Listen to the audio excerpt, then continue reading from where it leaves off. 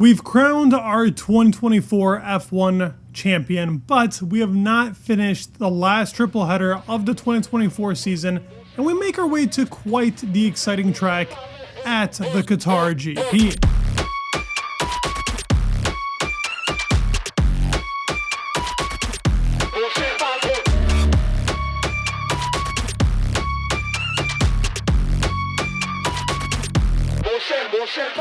Now, this circuit hasn't been in Formula 1 for a while. It is originally a MotoGP track, but it's provided quite a few moments for the short amount of time it's been here. The track came in 2021, and that was quite the eventful race. There is similarities between 21 and 23, as this track has huge curbs and it's blistering hot. In 2021, Pierre Gasly had an outstanding qualifying performance. It was kind of helped by him actually pretty much losing a tire in Q3, which then put him in a very high position for the race, but Fernando Alonso pulled off what was one of the best moves in 2021 from the outside, taking Pierre's position for P2. There was also a grid penalty that was awarded to Max Verstappen, whether you think it's fairly or not. I'll let you guys discuss that in the comments. Regardless, had an outstanding race, finished P2, also saving his championship in that season. But the 2023 Qatar GP is definitely a talking point. I mean, one of my most viewed videos, there were drivers fainting, it was stupidly hot, and there was not much cooling, which now there will be a different cooling system here for Qatar. As you saw in the beginning of the season, drivers tested in Bahrain those little cooling outlets that come out the nose of the car to bring more fresh air to the drivers to keep them cooled off. But the track this year is not anywhere near the conditions we got in 2023. Oscar Piastri actually ended up winning technically his first race. While it was a sprint, it was still impressive. This is where we got to see more of Oscar come out of his shell and just become the driver that he is nowadays, even though he's on a slump. Max did win this GP, but I feel like the McLaren was faster here in 2023. If it wasn't for them blundering qualifying in the track limits, they probably would have won the race. So it's going to be a very close race here in 2024. Let's go over the preview. As for the preview here in Qatar, we're going with the toughest tires. It's required here. It's probably the track with the most amount of tire stress because that front left gets killed with the amount of load that it has to carry. So it is C1, C2, and C3 here. This goes to the benefit of teams that have a very tricky time of actually keeping those tires in a good window. So Aston, even though it's been a very bad car, but Mercedes is a team to look out for, and you'll see why later in this video. The traction here is a 3, and I'm going to go along with that on asphalt grip as well for 3. That can change depending on the condition of the track, as it's not ran throughout the whole season. Yes, the motorcycles come here, but it's a very dusty track. It's out in the desert, so if that gets picked up on there, FP1 more than likely will be such a tricky session for the drivers. So going into that sprint qualifying, you're going to have to find the grip in sprint qualifying. The tire stress is a 5. You might as well put it at a 6. We had a mandatory 3-stop last year, one of the only races to ever have such a conundrum. But it made for a lot of overtakes. Some people thought it was pretty fabricated as to how the race looked like. I thought it was pretty entertaining. I wish we had something like that again. But they've changed a couple things in the circuit, specifically with the curbs to make them a lot less. So tire stress will still be a 5. I just don't expect us to have the same problem of last year where they had to set up the PSI on the tires differently for both the front and the rear, as well as limiting the amount of laps because they were afraid that the actual tire itself would burst if the drivers were pushing too much to the limit in the race. Braking is a 3. There's a lot of high speed corners here and medium speed corners. There's like one slow speed corner. The rest of the track is very quick. And track evolution says 4. I think it's a 5 with the amount of dust and obviously drivers have to pick up. It's going to be like a Vegas. You want to go last. That's priority here. And downforce is a 4 here. Think of it like a Japan. Yes, there's a big straight, but for the high-speed corners, you need the downforce. You don't want max downforce, but you want to get pretty close. With that being said, let's go over a lap in Qatar.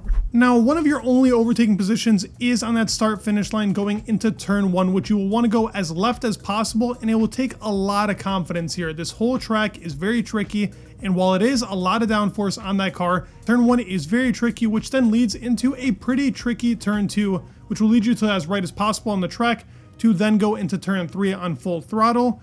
which then goes into 4 and 5, which is one succession of the car staying as left as possible to prioritize the exit and get into the only slow speed corner on this track, which is turn 6. Turn 6 can be very hard on traction, but as soon as you get out of it, you go into turn 7, which is another tricky corner. You go as left as possible, trying to prioritize the exit and get on full throttle as fast as possible because turn 8 is barely a corner.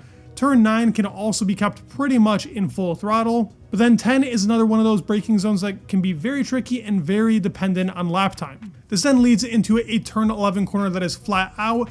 12 and 13 are flat, capped at gear 7. And this will matter a lot on lap time, but also hurt the tires very desperately. Turn 14, you have to lift for a second going into this corner unless your car is unstoppable. And then that leads into another tricky part of the track, which is turn 15. A lot of track limits happen here because you want to take a lot of speed, but you can't risk going off the track. And then to conclude this lap, we go into turn 16, which you will obviously want to prioritize the exit to get on this big straight and try and overtake some cars. It's a very technical track. It's very cool looking when you actually look at the track map itself, but very tricky. With that being said, let's go over my predictions for the Qatar GP. Now for this race, the best teams, I think it's not obvious. It's super tricky, and you guys might be shocked to see what I say here. I think I'm going pretty bold with this, but there's a lot of reasons as to why I think the number one team here will actually be Mercedes. Now, we're not going to have the same track conditions as 2023, and as shocking as that may be,